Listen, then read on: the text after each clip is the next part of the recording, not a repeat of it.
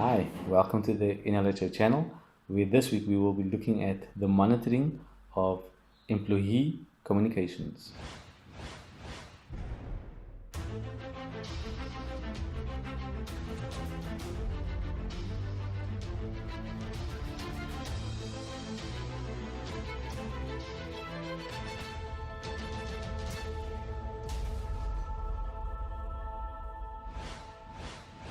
So, the monitoring of employee communications is something that is not new to me. Um, I've actually experienced this within the local government sector. What we found is that the most contentious issues um, relates to emails and also internet usage. And the other areas that we've also found over the years were relating to backups, surprisingly, and then also telephone systems. So technology basically is entrenched within our business operations, and this is more so now that we are in a national lockdown and employees are required to use technology resources to carry out their duties or the day-to-day operations. However, the question is, may the employer monitor the use of these technology resources, um, given that the monitoring might also be an invasion of privacy?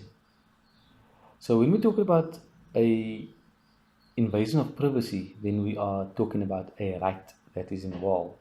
And whenever we talk about rights, then the first point of departure would be the Bill of Rights as enshrined in the Constitution.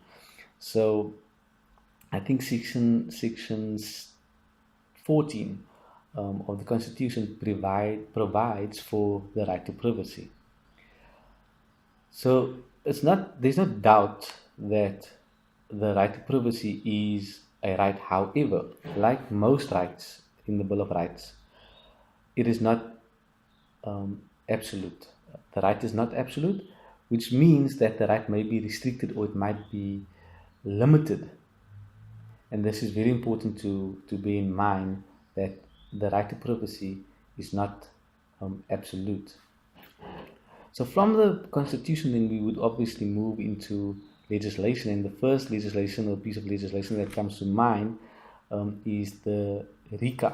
We probably all know about RICA, which relates to the interception of communication. And basically, RICA prohibits an employer to intercept an employee's communication. However, there are exceptions. For example, one of the exceptions would be that any party to the communication may intercept it. Another exception would be where there is prior consent to the communication or to the interception of the communication, that would then obviously allow the employer to intercept or monitor. So, if you look at all that, the bottom line would be that yes, there's legislation that prohibits the interception and monitoring of communications by the employer. However,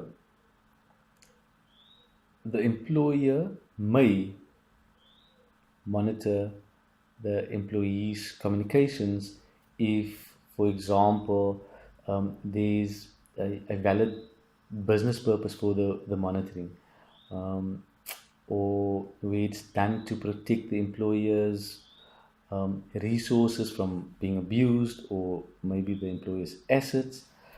We look at in the event where there's a company-wide policy, so where there's a policy that applies to all employees equally, then it might be allowed. And then also where the employee has given his or her consent to have the communications monitored. So my advice firstly to employees is just follow. Whenever you use company resources, make sure that you use it for company business and not for personal purposes. I've always maintained the golden rule when I speak to employees is that you must be able to prove that the use of the resource will be to the benefit of the company. If it will be to the benefit of the company, then you should be okay. And it is then obviously used in the course of business. My advice to employers. So, first of all,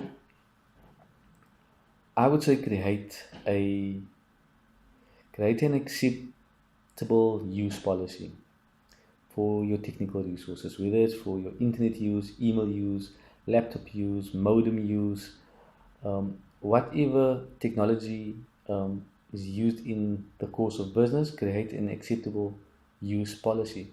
That creates the sense that it is a company resource, it's a company asset, and therefore it might be monitored. Secondly, I would advise employers to clearly communicate. Don't take unilateral action. Communicate, educate, and where possible, I would say in 99% of the cases, get prior consent. Whether it's a universal consent based on a policy, but get consent. So that is my advice to both employees and employers. Thank you for watching this episode. And if you have any legal questions, please send them through, and we will endeavor to answer it in our upcoming videos. Then also, if you are a legal practitioner and you would like to be a special guest on one of the upcoming videos discussing legal topics, please reach out to us and we will make that happen. Thank you for liking, thank you for sharing, and thank you for subscribing to this channel. And until next week, goodbye.